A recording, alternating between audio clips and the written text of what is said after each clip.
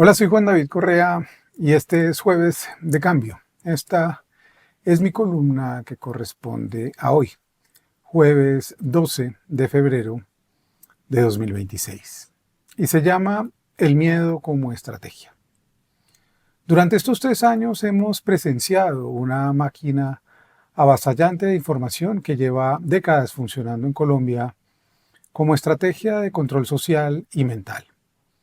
Hace unos días, viendo el extraordinario documental El Pacto de Adriana, de la chilena Lisette Orozco, escuché una frase que me quedó resonando, y abro comillas. El miedo es una estrategia de irrigación. Cierro comillas.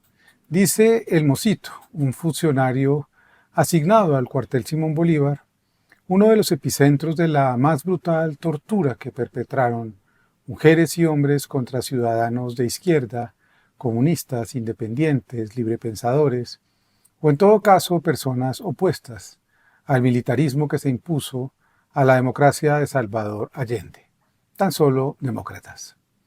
Tras el golpe de Estado que dio Augusto Pinochet el 11 de septiembre de 1973, con la connivencia y ayuda del gobierno de Estados Unidos, en plena crisis de Watergate y con el pronóstico de la renuncia de Richard Nixon, se intentó crear una cortina de humo protegiendo a los militares que derrocaron al primer gobierno comunista de Chile para intentar evadir la crisis del petróleo. Las agencias de inteligencia crearon una milicia de ciudadanos que entraron a trabajar en las máquinas de tortura para ser los cómplices del horror.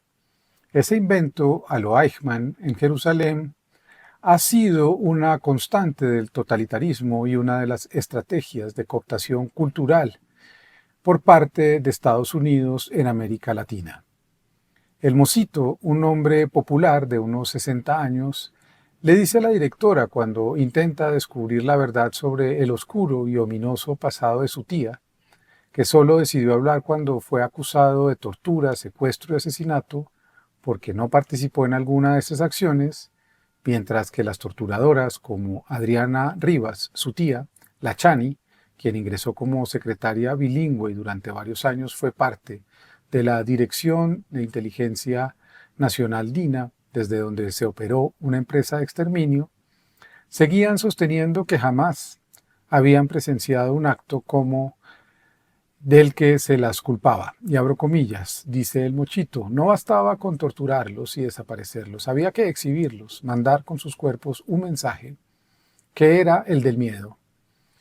Ojalá no te pase a ti. Si te portas mal, te va a pasar a ti porque somos capaces de hacer que te pase a ti.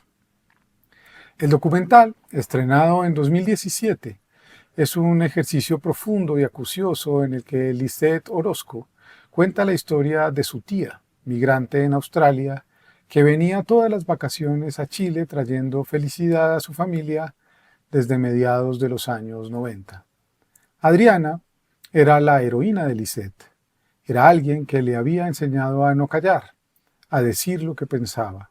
Era una mujer fuerte, generosa, que se había emancipado yéndose lejos de ese país, que había alcanzado de nuevo la democracia tras el triunfo del plebiscito a finales de los años 80 y el posterior apresamiento y juicio de las máximas autoridades militares. Pero un día, en la primera década de este siglo, la sociedad civil, la justicia internacional y las organizaciones de derechos humanos dirigieron también sus denuncias contra mujeres y hombres del común que torturaron y administraron el horror y el exterminio. La familia de Orozco dudaba de la veracidad de la historia en principio, pero poco a poco, con tiempo, dolor y paciencia, quedaba clara la participación de Adriana como responsable de asesinatos y torturas. Gracias a una libertad condicional, Adriana logró huir de nuevo a Australia, seguramente con la protección de las fuerzas militares que la ayudaron a salir del país estando en esa condición. Desde ese momento se inició un diálogo a distancia por plataformas entre Lisette y su tía. El documental, que tarda una década en realizarse, es la búsqueda de Lisette como sobrina sobre una verdad que será negada hasta el final del documental por su tía.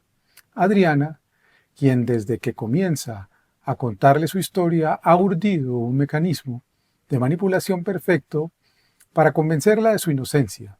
Así más de 50 personas coincidan en señalarla como culpable de ser asesina y torturadora presente en los peores hechos realizados en ese batallón o cuartel donde tras vejar y humillar a estudiantes, dirigentes, líderes sociales o artistas, los asesinaban con una inyección letal de cianuro.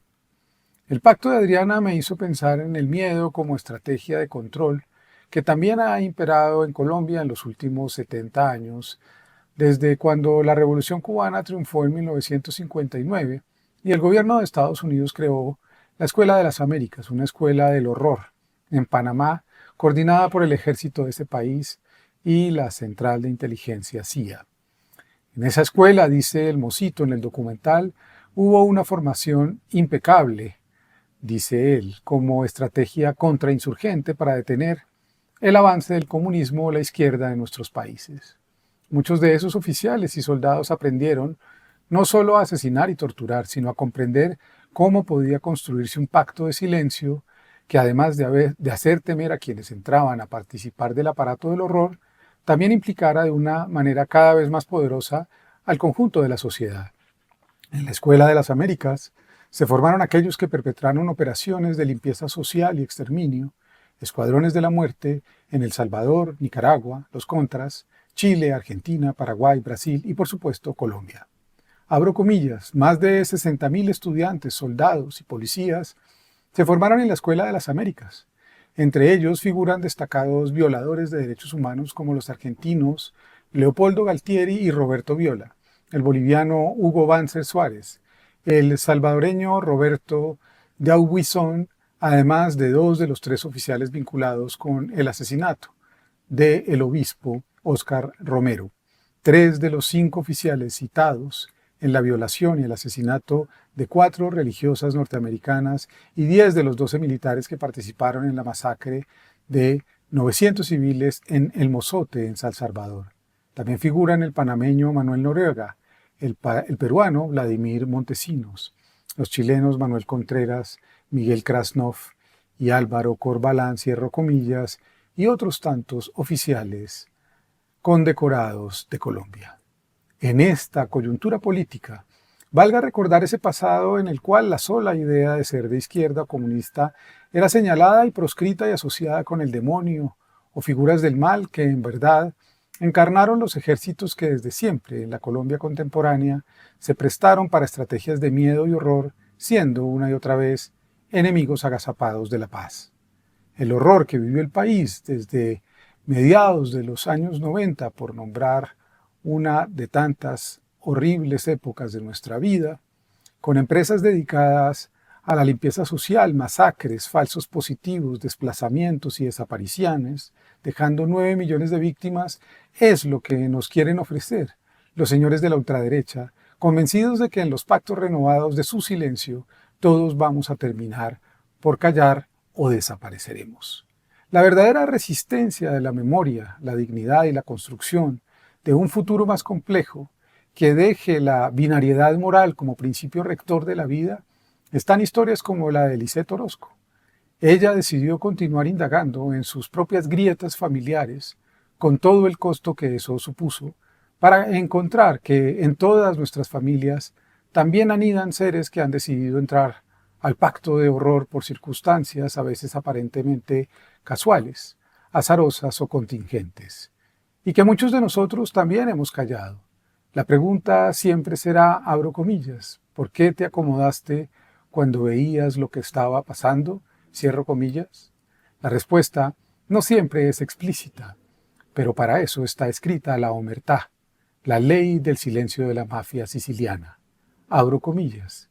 El que es sordo, mudo y ciego, vive 100 años en paz.